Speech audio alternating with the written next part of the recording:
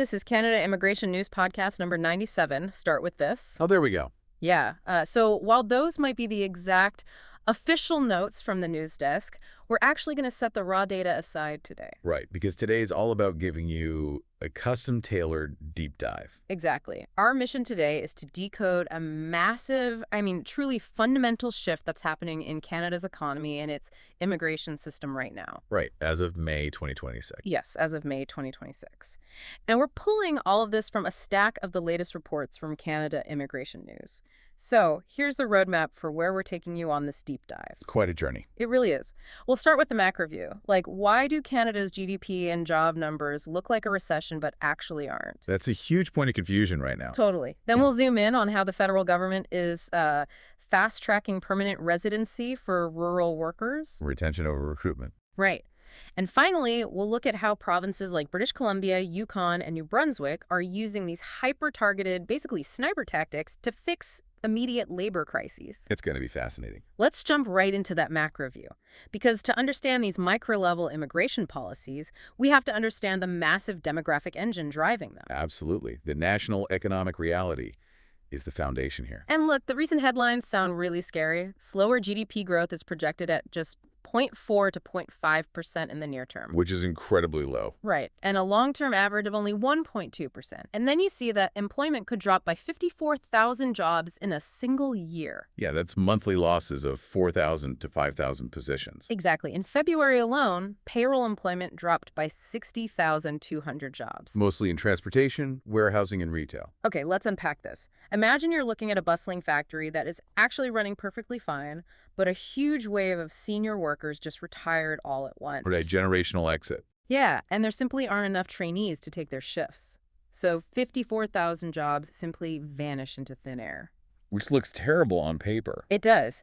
At first glance, you'd assume the company is going bankrupt, but then you notice something strange, like wages are actually going up, and there are nearly 500,000 open job postings on the board. What's fascinating here is that this is the ultimate data illusion. Economists refer to this specific scenario as the demographic trap. The demographic trap. Right. With an aging workforce and lower immigration targets, Canada's labor force is physically shrinking. So it's crucial for policymakers not to misinterpret this as a traditional economic recession. Because if they do, If central banks cut interest rates aggressively, thinking the economy is failing, it could trigger rampant inflation. They'd be pumping cheap money into a system that just physically lacks people. and the data totally backs that up. Despite the payroll drops, job vacancies remained incredibly stable at 497,200. Nearly 500,000 empty chairs. Yeah. And average weekly earnings actually went up to $1,338. So the demand for workers is still fiercely there. Exactly. It's a structural supply crisis, not a demand crisis. So if the overall worker pool is shrinking, Canada desperately needs to hold on to the temporary workers who are already in the country, right? Especially outside the major cities. That's the real pressure point. Right. Which brings us to the accelerated TR to PR, or temporary resident to permanent resident pathway. This is a huge shift in strategy. It really is. By 2027, Canada aims to transition 33,000 temporary workers to PR status. And they are moving fast. Yeah, in 2026 alone, the target is 20,000 approvals, and they've already completed 3,600 early in the year. But the key here is who they are targeting. Right, this focus is strictly on candidates who have lived in smaller or rural communities for at least 2 years, people who applied through the PNP or Atlantic immigration programs. So they're already established in these towns. Right. So what does this all mean? Is this basically a VIP fast pass for people already inside the theme park? That's a great way to put it, yes. No new applications are needed. The government is simply selecting from existing applications to speed up processing. Just skimming the pool of people who are already here. Exactly. The strategy here is to drastically reduce the reliance on temporary residents and instantly stabilize local rural economies. Because they're the ones feeling that demographic trap the hardest. Right. What stands out to you about a system that suddenly prioritizes retention over new recruitment? Well, it tells me they're panicking about losing the people they already have. Bingo. Integrating a brand new immigrant into a rural community takes years. The economy simply does not have years to wait. So while the federal government focuses on retaining those rural workers, the provinces are getting incredibly microscopic to fill specific gaps. Oh, they are getting hyper-specific. Yeah, let's look at the recent British Columbia Provincial Nominee Program, the BC PNP updates. On May 6th, BC issued exactly 333 invitations. Not 300, not 350. Exactly 333. Right. And they aren't just taking anybody. It's highly specific. 117 healthcare workers, 121 in construction, 86 early childhood educators, and get this, exactly 9 veterinary care workers. Mind that. 9, with minimum scores ranging from 100 to 115.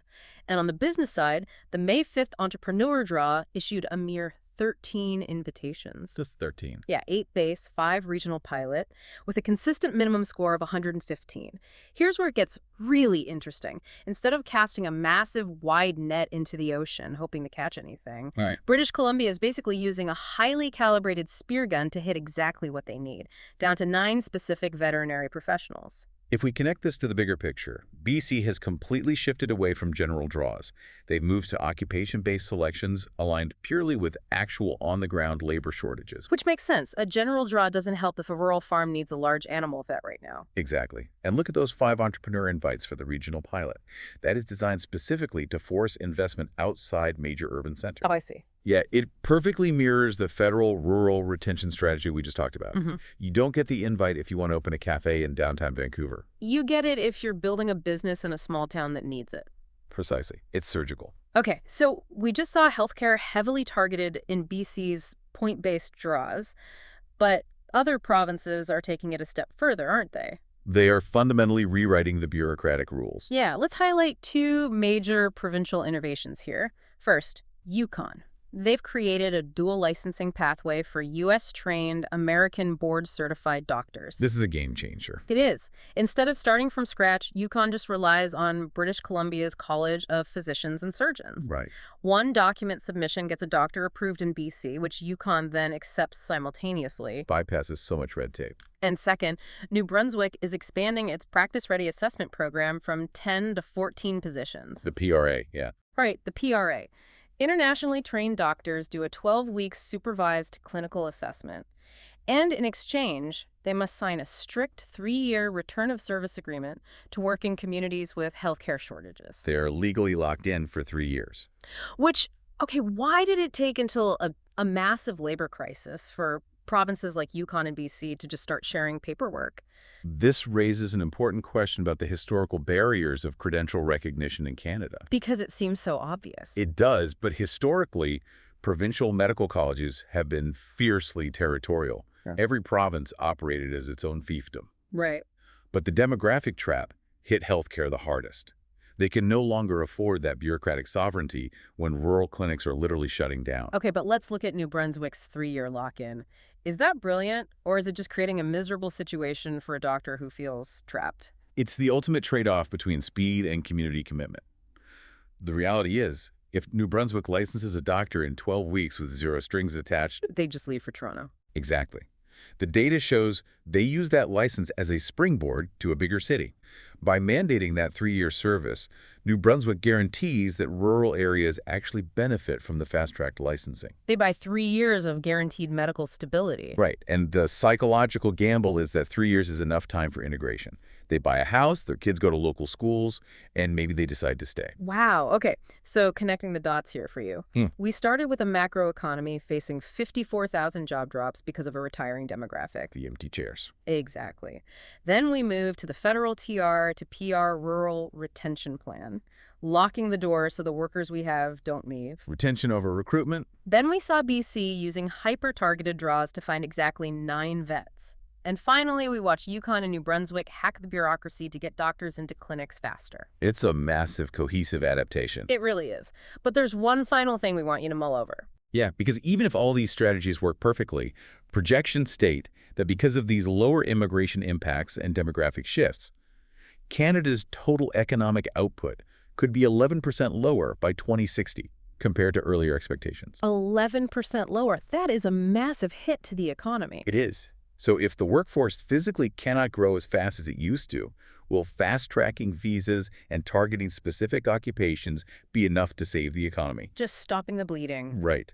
Or will Canada have to rely on a massive, unprecedented adoption of AI and automation to bridge a productivity gap that human workers simply can't fill anymore? Wow. Are we just going to have to build robots to fill those empty chairs? It's a very real possibility, Yeah, something for you to explore as this demographic shift continues. definitely something to think about. We'll catch you next time.